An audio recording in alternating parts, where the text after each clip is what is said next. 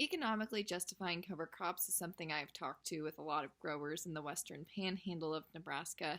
In specifics, Mark Sandberg, who is a primarily no-till operation, he's about 50-50 dry land and irrigated acres.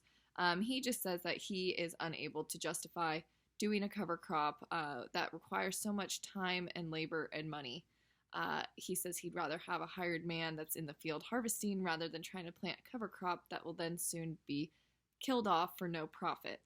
A way to combat this was I had an idea of installing something on the pivot, which would be similar to installing variable rate irrigation on a pivot, which is nozzle controls. It would be a similar concept to that.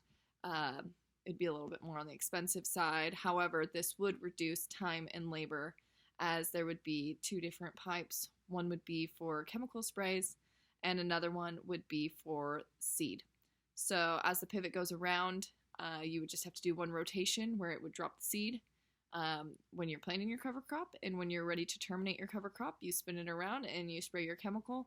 And basically, there's no labor needed, there's none of your time needed, and overall, it kind of just reduces the farmers' need to be out in the field, need to be watching this cover crop.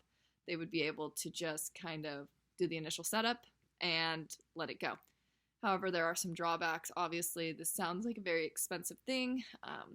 I've been comparing it with variable rate irrigation, which also is an expensive setup on a pivot. However, I think within a couple of years, you would see the payoff in terms of soil health benefits. You would see the payoff in your labor returns. And I think that it is something that can be done, something that is probably very unusual.